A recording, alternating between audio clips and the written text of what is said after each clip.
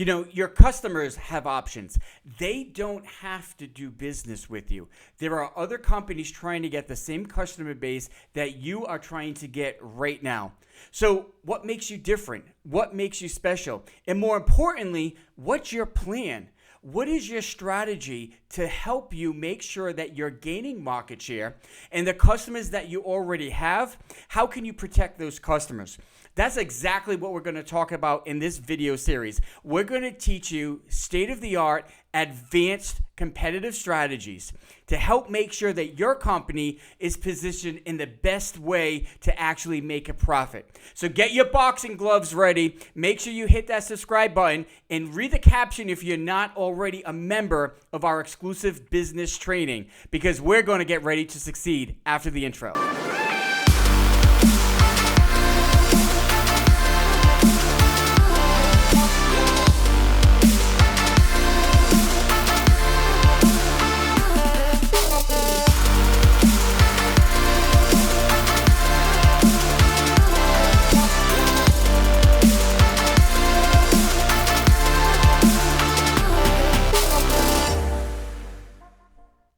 Welcome everyone, welcome. It is fight night here at Succeed. Now this is one of my favorite topics to talk about, and that's competitive strategy. It is very strategic, I'm using that word again. It is very intuitive, and there is a lot going on. I think you're really going to enjoy this series. So in this series right now, what we're talking about is what exactly does the competitive landscape look like for your business? Who are your competitors? How are they competing? How are they all trying to get the same group of customers? And more importantly is how is each competitor succeeding as they move forward? And then the next series of questions is how can you succeed? What is your strategy going to be? How are you actually going to get this customer base? So when you're talking about competitive strategy, obviously there's a number of dimensions, and we're going to take each dimension step by step. Each dimension is going to be its own little video, its own little lesson, and then at the end of each lesson, you're going to have a task plan of step-by-step action tasks that you can take right now to position your business in the most effective way to succeed as possible. All right, so when you're talking about competitive strategy, obviously the first thing we need to do is to be able to define who our competitors are, okay? There's different type of competitors that you're actually going to have in the marketplace. The first group is what we call direct competitors. Now, this is the group you probably normally think of. They sell the same type of products that you do. Now, it might not be the same exact product, but it could be very, very similar products. They sell it to the same segments, and they're pretty much in the same geography. So, for example, if there is a small business restaurant, dine-in only, that is out in San Francisco, that's really not going to be a competitor for a small business restaurant, dine-in only, who's in Greenville, South Carolina. All right. So when you're thinking of your direct competitors, those are the things you got to think of. Who actually in your target, in your surrounding area, in your geography, who sells similar products to similar audiences. All right. So here's a couple of examples. Ford and Chevy. Obviously, they're direct competitors. They sell to the same groups of people. They pretty much have very similar products. They're both nationwide. McDonald's and Burger King, same exact concept. They both sell to similar customers, although their product line is a little bit different. It's in the same category. And then Applebee's and TGI Fridays, right? So this is the first group of competitors that you need to identify, is who are those direct competitors. But that's not it. There's another group of competitors as well. It's called indirect competitors. So now, whereas your direct competitors sell pretty much very, very similar products to the same target audience in a geography area, your indirect competitors, they sell similar products. Not the same thing, not the same type, but not too far off. But they sell them to the same segment or very similar segments. What I mean by similar is maybe there's some overlap between the segment they go after and the segment you go after. And of course, they sell them in the same geography area. So this is an indirect competitor. Now, some examples of this right here is Panera Bread and McDonald's. So Panera obviously is completely different than what McDonald's offers. Panera actually has a position to try to be a much healthier fast food or over-the-counter service, whereas McDonald's is quick, easy, fast. Obviously, you know it's going to be greasy and not healthy at all. However, there is some indirect overlap. So, for example, someone might go to Panera most of the time, but there may be occasion that they go to McDonald's. Maybe they really enjoy the Big Mac or the McChicken or one of their sandwiches. So, even though they may prefer Panera Bread on an ongoing basis, there is a chance that they could go to McDonald's once in a while, right? So that's what we're talking about an indirect competitor. Another example is an accountant with QuickBooks, all right? Now, you might say, hey, I know a lot of people who have an accountant and they use QuickBooks simultaneously. Absolutely. But if the individual is inserting their bills in their statements, in their receipts in QuickBooks themselves, obviously they're not paying an accountant to do that. So that is an indirect type of competition. So some individuals might have an accountant fully. Some people might have an accountant and also do some QuickBooks on their own. Some people might do QuickBooks completely by themselves without the accountant. So that's what we're talking about, an indirect competitor. It's not two accountants fighting for the same crowd. It's just something that's a little bit different that's also fighting for the same crowd, okay? Here's another one, Marriott and Airbnb. So obviously Marriott is a hotel where travelers have a place to stay. Airbnb is still a place for individuals to stay at night. However, it's a little bit different than a hotel. Obviously, you're staying at people's homes for the most part, okay? When you're talking about indirect competitors, number one, like we said, they pretty much target the same or similar segments. At least there's some type of an overlap. It's not the same product, it's different products, but here's the important thing. And if they enjoy the experience, there is a chance they could leave you for the indirect competitor. Let me give you an example. Let's say someone goes to Marriott all the time, every time they travel. That they have the Marriott credit card, they have the Marriott Awards program, and they're very loyal to Marriott. They've gone to other hotels before, but that's a brand that they're pretty loyal to. Then they go on vacation with a group of friends, and the group of friends actually stays at an Airbnb. And this person is absolutely amazed at the house that they get to stay in, the amenities that they have, the experience that they had. And now this individual, because they tried and they experimented and they experienced this indirect competitor directly, I know, indirect competitor directly is pretty funny when you talk it that way. But when they do that, there is a chance that the person might actually say, you know what?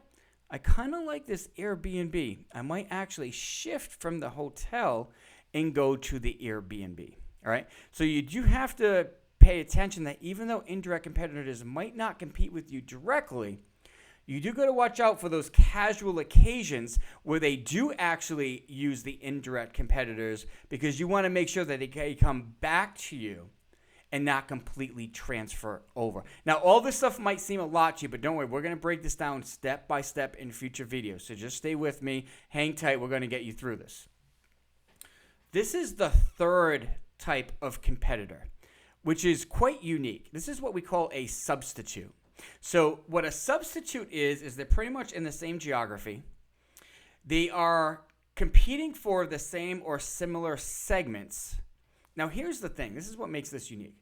They satisfy the same exact need, but they do so in a completely different way.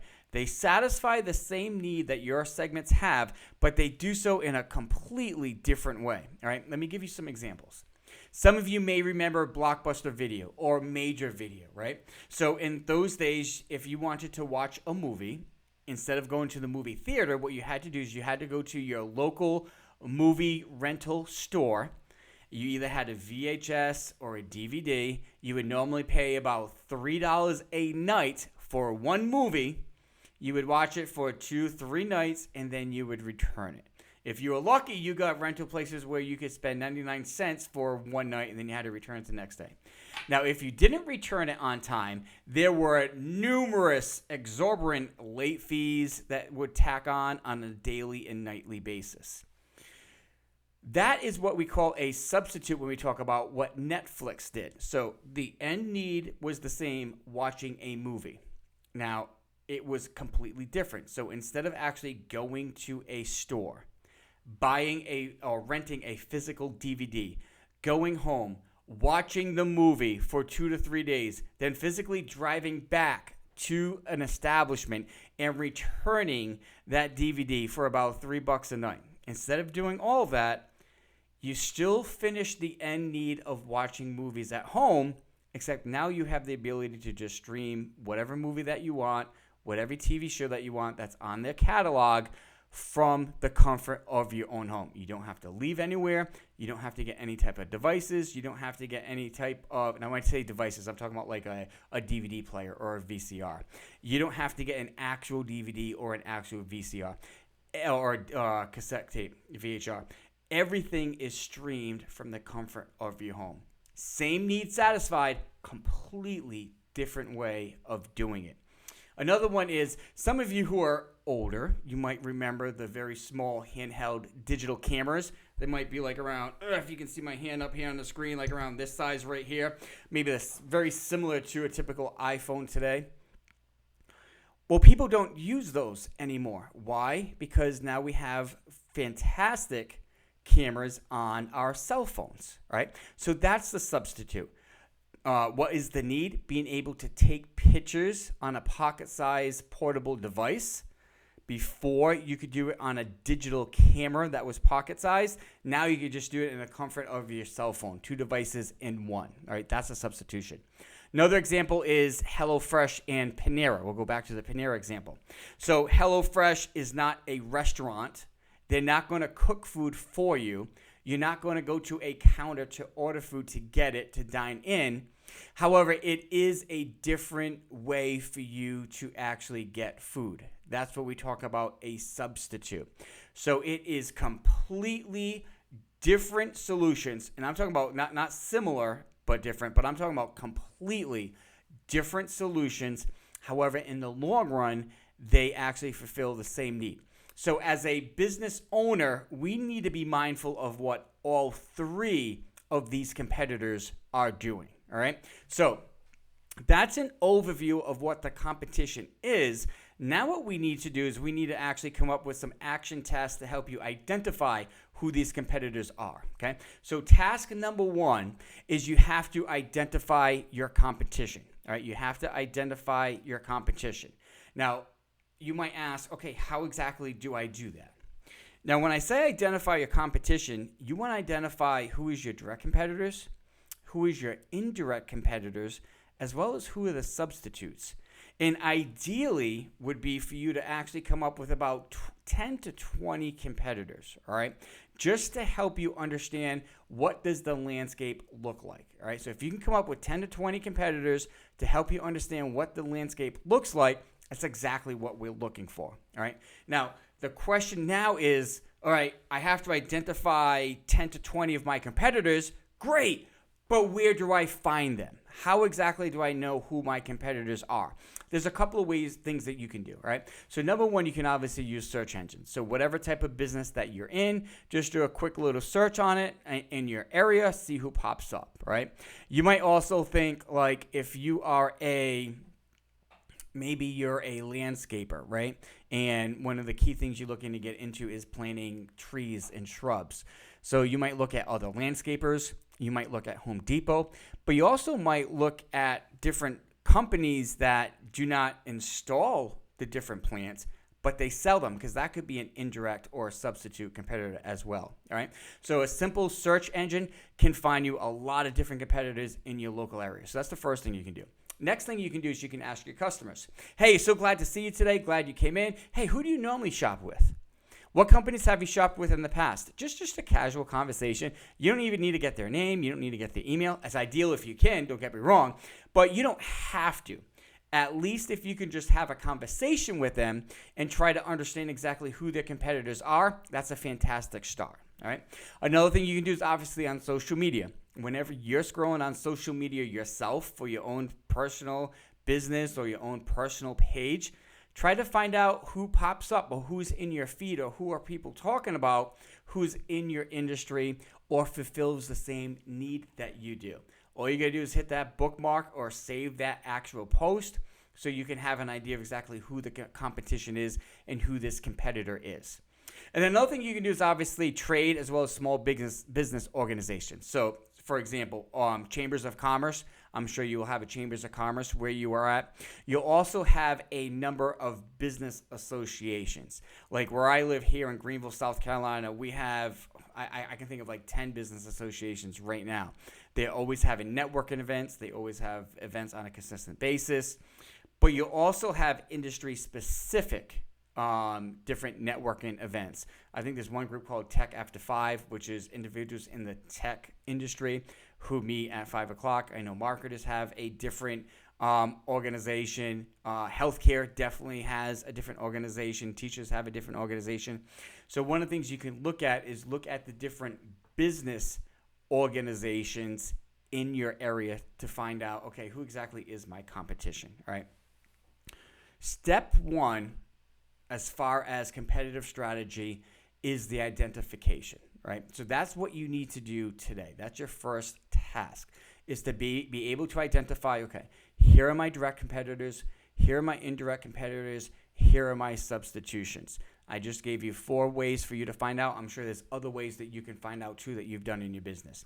But you want to have a working list. It can be a document. It can be a note on your laptop. It could be a spreadsheet. It could be a piece of paper. I don't care how you organize it. But you want a working list of your competitors. So if ever you drive down the road and you see a new competitor pop up, you can automatically put it in that list. If a competitor goes out of business, you can cross them out. But you have to have the understanding and the knowledge of who your competitors are. Okay, so that is step one. That is this video, being able to identify who your competitors are. All right, so what's next, right? Where do we go from here? After you have identified who your competition is, one of the key things we have to understand is, all right, so now we know who is competing for the same group of customers. Now let's put ourselves in the customer's shoes. When they're ready to make a purchase, what decides who do they choose? What decides if they go to Burger King or McDonald's or maybe even Panera? What decides if they go to Panera or Applebee's or maybe even HelloFresh or the local grocery store, all right?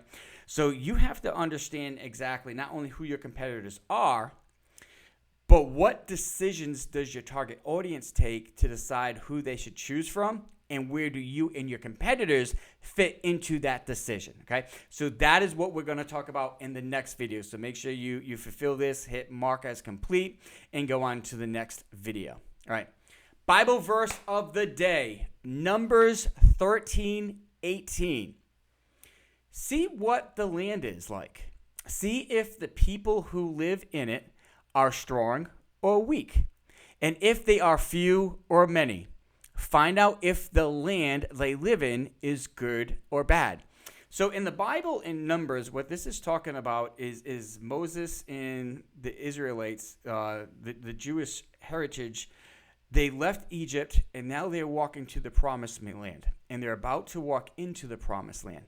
And before they do, Moses sent a couple of individuals to just scout out the land, to look around the landscape, to find out what's going on. Is this a good piece of land? Is it a bad piece of land? Are people living there? Are they good? Are they bad? Just understanding the landscape. So that's the biblical standpoint. And this is a fantastic parallel to what you're trying to do right now.